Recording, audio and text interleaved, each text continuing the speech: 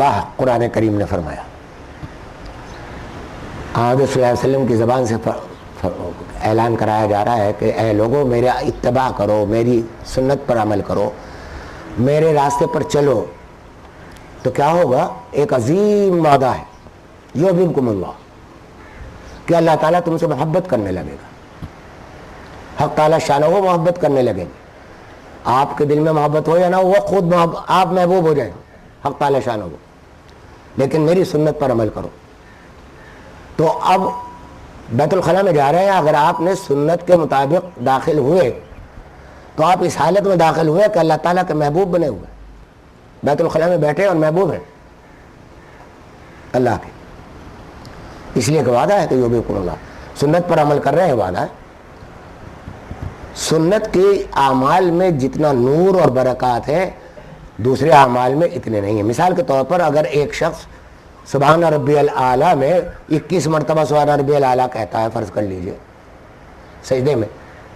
تو یہ ثواب تو زیادہ ملے گا، وقت بھی زیادہ لگایا سجدے میں، اور تعداد بھی زیادہ ہوئی، لیکن سنت کا خلاف ہے۔ زیادہ سے زیادہ 7 اور بعض روایت سے شاید 9 معلوم ہوتا ہے کہ 9 مرتبہ بھی، تو 7 مرتبہ سے زیادہ یا 9 سے زیادہ پڑھ رہے ہیں، ثواب ملے گا، لیکن وہ نور اور برکت جو سنت کے عمل میں ہے وہ 7 میں زیادہ۔ آپ 21 دفعہ پڑھے، 100 مرتبہ پڑھ لے، ثواب میں زیادہ بڑھے گا، لیکن وہ نور اور ثمرات نہیں ملیں گے۔ یہ ایسے ہی ہے کہ جیسے ایک پھل، خربوزہ ہے، آج کل خربوزہ کے بارے میں یہ مشہور ہے کہ بڑا خوش نصیب ہے وہ شخص جس کا خربوزہ میٹھا نکلا ہے، سمجھے آپ؟ تو چنانچہ ایک خربوزہ آپ نے خریدا وہ پھیکا تھا، ایک خربوزہ اور نے خریدا وہ میٹھا تھا۔ تو یہ جو نور میں کہہ رہا ہوں سنت کا کہ اعمال میں نور ہوتا ہے، تو پھیکے اور میٹھے پھل کی مناسبت سے ہے کہ آپ نے وہ عبادت کی 21 مرتبہ پڑھا تھا، وہ پھیکا تھا پھل ہی، غذائیت اس میں بھی تھی لیکن ذائقہ اور لذت نہیں تھی، اور سنت کے مطابق کیا تو اس میں ذائقہ بھی ہے، لذت بھی ہے، نور بھی ہے، سب کچھ ہے۔ تو اب یہاں ایک بات عرض کر دوں کہ جب آپ گھر میں داخل ہوتے ہیں، وہی میں عرض کر رہا تھا، تو وہاں اگر اللہ کا نام نہیں لیا گھر میں داخل ہوتے وقت، حدیث میں ہے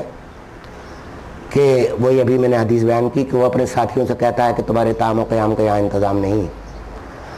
کہ اگر اللہ کا نام نہیں لیا۔ تو اب کیا ہو سکتا ہے کہ آپ گھر میں داخل ہوئے، گھر بھر کے سارے دن کے تھکے ہوئے،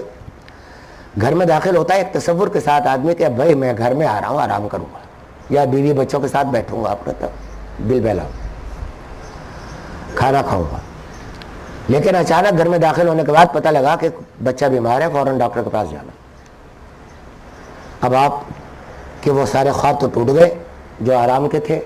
اب فوراً ڈاکٹر کے یہاں جانا پڑا، پیسے کا بھی، وقت کا بھی، ساری محنتیں ہوں۔ تو ایک دعا سکھا دی نبی کریم صلی اللہ علیہ وآلہ وسلم نے، فرمایا کہ جب گھر میں داخل ہو، حضرت آپ پر وہ آ رہی ہے، آپ آگے آ رہی دھوپ ہے، تو فرمایا کہ جس وقت گھر میں داخل ہو تو اللہ کا نام لو، کھانا کھاؤ تو اللہ کا نام لو، اور شیطان خوش ہوتے ہیں اگر وہ ایسا نہیں کرے۔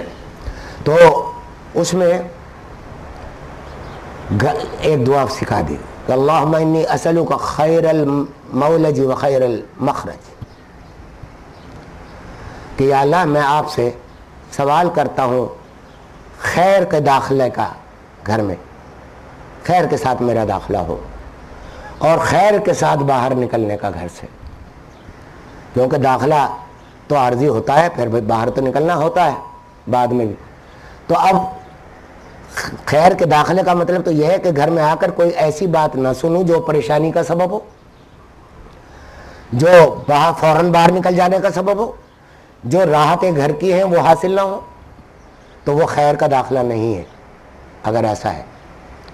اور خیر کے باہر، خیر کے مخرج کا مطلب یہ ہے کہ باہر نکلنے کا کہ کوئی حادثہ نہ پیش آ جائے، کوئی دشمن نہ مل جائے, کوئی نقصان مال کا نہ ہو جائے, خریدنے جا رہے ہیں ایک چیز کو وہ بہت مہنگی نہ ملے یا ناقص نہ ملے, بہت ساری باتیں ہو سکتی. اب دو لفظوں میں ہماری گھریلو اور باہر کی زندگی کی دعا ہمیں سکھا دی کہ ایسا کر لیا کرو, اللہم انی اسألک خیر المدخل خیر المولج و خیر المخرج. مدخل کا بھی ایک لفظ آیا ہے حدیث روایت, تو یہ ایک دعا سکھا دی. اور کھانے کے وقت بسم اللہ کی تو تعلیم ہے ہی کہ بسم اللہ پڑھیں. میں ایک عزیز کے یہاں عرصہ پہلے کھانے پر کی میز پر پہنچا تو سامنے دیوار پر ایک عجیب دعا لکھی ہوئی دیکھی. اس سے پہلے وہ روایت میری نظر سے نہیں گزری تھی, بعد میں نظر ہے. عجیب دعا, اور کتنی ہماری ضرورتوں کی رعایت اس دعا میں, ذرا غور کیجیے. الحمدللہ بما رزقتنی بغیر حول منی ولا قوہ اللہم اذقنی لذتہ وابقی علی قوتہ وادفع عنی اذاہ. میں نے جب یہ دعا وہاں پڑھی تو مجھے ایک دم, میں نے پوچھا کہ بھئی یہ کہاں, کس نے بتایا؟ انہوں نے کہا کہ ہمارے ایک دو عزیز ہیں بزرگ, انہوں نے کہا یہ لکھ کے رکھ لو. ترجمہ سنیے. شکر ہے اس ذات کا کہ جس نے یہ رزق مجھے دیا بغیر میری طاقت اور قوت کے. آپ نے کیا طاقت اور قوت اختیار کی رزق کے حاصل کرنے میں, سوائے اس کے کہ پیسے خرچ کر دیے, وہ بھی اللہ کے دیے. سورج نے اپنی گرمی دکھائی, زمین نے اپنی طاقتیں صرف کی, کاشتکار نے اپنے کام کیے, غرض بیج اگنے سے لے کے اب ساری اس پروسیس کے اوپر نظر جاتی ہے ایک چھوٹے سے کلمے سے کہ بغیر میری قوت اور طاقت کے آپ نے مجھے یہ رزق عطا فرمایا. تو اب اللہ تعالیٰ کی ربوبیت کے سارے مدارج آپ کے ذہن میں آ جائیں گے کہ واقعی یہ ایک لقمہ جو میرے منہ تک آ رہا ہے, اس کے اندر کائنات کی کتنی قوتوں نے, انسانوں کی کتنی قسموں نے, انسانوں کے کتنے لوگوں نے یہ کام کیے کہ یہ لقمہ میرے گھر تک, میرے منہ تک آ گیا. ایک اس جملے سے تو یہ یعنی ربوبیت کی طرف اشارہ کر دیا. اور دوسرے جملے میں آگے فرما رہے ہیں اللہم اذقنی لذتہ, اے میرے رب, اے اللہ اس کی لذت مجھے چکھا دیجئے, اس کھانے میں مجھے لذت عطا فرمائیے. کھانا قوت کے لیے کھایا جاتا ہے, اصل مغرض تو کھانے کی قوت ہے, لیکن دوسرے درجے کی ضرورت وہ ذائقہ بھی ہے.